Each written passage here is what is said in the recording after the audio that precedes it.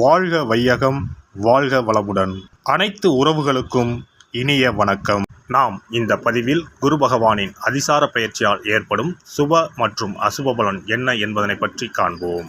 கடந்த மே மாதம் 14ஆம் தேதி குரு பகவான் ரிஷபராசியில் இருந்து மிதுன ராசிக்கு பெயர்ச்சி அடைந்தார். சனி பெயர்ச்சிக்கு அடுத்தபடியாக ஜோதிடத்தில் மிகவும் சக்தி வாய்ந்தது குரு பெயர்ச்சி ஆகும். பொதுவாக குரு பகவான் ஒரு ராசியிலிருந்து மற்றொரு ராசிக்கு செல்ல சுமார் 1 வருட காலம் எடுத்துக்கொள்ளும் நிலையில் தற்போது 6 மாதத்திலேயே கடகராசிக்கு செல்கிறார். வரும் அக்டோபர் மாதம் 18ஆம் தேதி குரு பகவான் மிதுன ராசியில் இருந்து கடகராசிக்கு பயிற்சி ஆவார். கடகராசிக்கு பயிற்சியாகும் குரு பகவான் டிசம்பர் மாதம் 5ஆம் தேதி மீண்டும் மிதுன ராசிக்கு பயிற்சி ஆவார். கிரகங்கள் பொதுவாக தங்கள் சுற்றுப்பாதையில் ஒரு குறிப்பிட்ட வேகத்தில் நகர்ந்து ஒரு ராசியில் இருந்து மற்றொரு ராசிக்கு செல்லும்.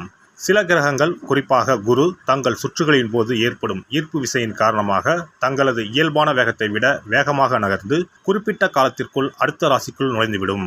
இந்த வேகமான மற்றும் முன்னதாக நடக்கும் நகர்வுக்கு அதிசார பயிற்சி என்று பெயர். குரு பகவான் ஜோதிடத்தில் சுப கிரகமாக கருதப்படுகிறார். குரு அதிசார பயிற்சி நடைபெறும் காலத்தில் சில ராசிக்காரர்களுக்கு நன்மைகளும் அதிர்ஷ்டமும் எதிர்பாராத திருப்பங்களும் ஏற்பட வாய்ப்புள்ளது. இந்த பெயர்ச்சி மக்களின் வாழ்க்கையில் திருமணம், தொழில், செல்வம் மற்றும் பல்வேறு நல்ல மாற்றங்களை கொண்டு வரும். இந்த அதிசார பெயர்ச்சியால் உங்கள் வாழ்வில் வளமும் நலமும் செல்வ செழிப்பும் பெற்று வாழ்வில் உயரிய நிலையை அடைய எல்லாம் வல்ல எம்பெருமானை வேண்டி விரும்பி கேட்டுக்கொள்கிறேன். சிம்மராசி அன்பர்களே, தற்போது உங்களுக்கு அஷ்டம சனி நடந்து கொண்டிருக்கிறது. தற்போது குரு பகவான் சனியை பார்க்கிறார். இது ஒரு அற்புதமான காலகட்டமாக இருக்கும். குரு பகவான் 12ஆம் இடத்தில் உச்சம் பெறுகிறார். குரு பகவான் உங்கள் ராசிக்கு 5 மற்றும் 8ஆம் இடத்துக்கு உரியவர். 8க்கு உரியவர் 12இல் மறைவதால் விபரீத ராஜயோகம் உண்டாகும். 8க்கு உரியவர் நன்மையை தரப்போகிறார். வறுமை நிலை மாறி செல்வம் வரும். அருமையான வாய்ப்புகள் உங்களை தேடி வரும். உச்சம் பெற்ற குரு பகவான் 12ஆம் இடத்தில் இருப்பதால் நன்மைகளை அதிக அளவில் பெறுவீர்கள். குரு பகவான் 12இல் இருந்து 4ஆம் இடத்தை பார்க்கிறார். இனி பாதிப்புகளை ஏற்படுத்திய அனைத்து விஷயங்களும் பரிபூர்ணமாக நீங்கும். அதே சமயம் உங்கள் ராசிக்கு 6ஆம் இடத்தை குரு பகவான் பார்க்கிறார். 6ஆம் இடம் என்பது ரண ருண ரோக சத்ருஸ்தானம். வியாதி, கடன், கஷ்டங்கள் அனைத்தும் தீரும் காலகட்டமாக இது இருக்கும். கடனால் இதுவரை பட்டு வந்த பாதிப்புகள், தடைகள் அனைத்தும் பரிபூர்ணமாக நீங்கும். கடனை அடைப்பதற்கான வழிகள் உருவாகும். சிறு சிறு கடன்களை அனைத்தும் ஒரே கடனாக வாங்கி அடைத்து முடிப்பீர்கள். எடுத்த முயற்சிகளில் எல்லாம் வெற்றி காணும் யோகம் உண்டு. முயற்சிகள் அனைத்தும் பலிக்கும். நீண்ட நாட்களாக உடலில் இருந்து வந்த பிரச்சனைகள் அனைத்தும் சரியாகும். குரு பகவான் 12ஆம் இடத்தில் இருந்து 9ஆம் பார்வையாக 8ஆம் இடத்தை பார்க்கிறார். 8ஆம் இடத்தில் இருக்கும் சனியை குரு பார்ப்பதால் அற்புதமான யோகங்கள் கிடைக்கும் காலகட்டமாக இது இருக்கும். குருவின் பார்வை இருப்பதால் எல்லா விதமான நன்மைகளும் உங்களுக்கு கிடைக்கும். தடைகள் அனைத்தும் தவிடுபடியாகும். உத்தியோகத்தில் இருப்பவர்களுக்கு பதவி உயர்வு, சம்பள உயர்வு கிடைக்கும்.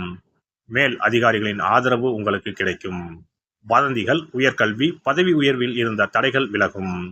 12ஆம் இடத்தில் குரு உச்சம் பெறுவதால் இல்வாழ்க்கையில் மகிழ்ச்சி ஏற்படும். பெரிய பெரிய அதிர்ஷ்டங்கள் கிடைக்கும். இழுபறியாக இருந்த நிலைமைகள், தடைகள் அனைத்தும் இனி பரிபூர்ணமாக நிவர்த்தியாகும். உத்தியோகத்தில் சந்தித்து வந்த அனைத்து விதமான பிரச்சனைகளும் சரியாகும். உங்களை மன அழுத்தத்திற்கு ஆளாகி கொண்டிருந்த விஷயங்கள் அனைத்தும் நீங்கி புத்துணர்ச்சி பெறும் காலகட்டமாக இது இருக்கும். டிசம்பர் 3ஆம் தேதிக்குள் பொருளாதாரத்தில் அற்புதமான மேன்மையை பெறுவீர்கள். பணவரவு அதிகரிக்கும்.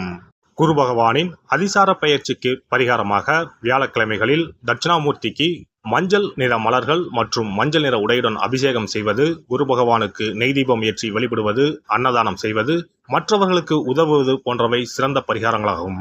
மேலும் வியாழக்கிழமைகளில் குரு பகவானின் காயத்ரி மந்திரத்தை உச்சரிப்பதும் நன்மை பயக்கும்.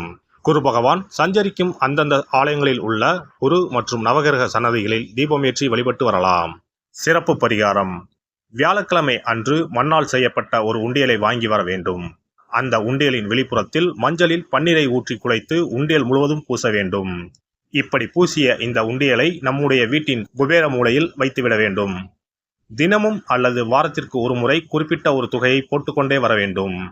உதாரணமாக 2 ரூபாய், 5 ரூபாய், 10 ரூபாய், 20 ரூபாய் என்று நம்முடைய வசதிக்கு ஏற்றவாறு ஏதாவது ஒரு தொகையை நாமே தேர்வு செய்து அதை மட்டும் 10 ரூபாய் என்றால் 10 ரூபாயாக தினமும் அல்லது வாரத்திற்கு ஒரு முறையோ போட வேண்டும். இப்படி உண்டியலில் நாம் பணத்தை சேர்ப்பதன் மூலம் நம்முடைய வாழ்க்கையில் குருவால் ஏற்பட்ட பண பிரச்சனைகளும் தன பிரச்சனைகளும் தீரும். உண்டியல் நிறைந்த பிறகு உண்டியலில் இருக்கக்கூடிய பணத்தை எடுத்து அருகில் இருக்கக்கூடிய சித்தர்கள் ஜீவ சமாதி உண்டியலில் செலுத்திவிடலாம். அல்லது ஏதாவது ஒரு பொருளாக வாங்கி கொடுக்கலாம். இது பொதுவான பரிகாரமாகும். உங்கள் ராசிக்குரிய அதிசார பெயர்ச்சி பலன்களை அறிந்து அதற்கு ஏற்ற பரிகாரங்களை ஒரு அனுபவமிக்க ஜோதிடரின் ஆலோசனையின்படி செய்வது நல்லது. எல்லாம் வல்ல இறையருளால் நீங்களும் உங்கள் அன்பு குடும்பமும் உடல் நலம், நீலாயுள், நிறை செல்வம், உயர் புகழ், மெய்ஞானம் ஓங்கி வாழ்க வளமுடன். இந்த வீடியோ பதிவு உங்களுக்கு பிடித்திருந்தால் லைக் பண்ணுங்க, கமெண்ட் பண்ணுங்க, ஷேர் பண்ணுங்க. மறக்காம சப்ஸ்கிரைப் பண்ணுங்க. பக்கத்துல இருக்கிற பெல் பட்டனை கிளிக் பண்ணுங்க. நன்றி, வணக்கம். ஓம் நமச்சிவாய. சிவாய நம.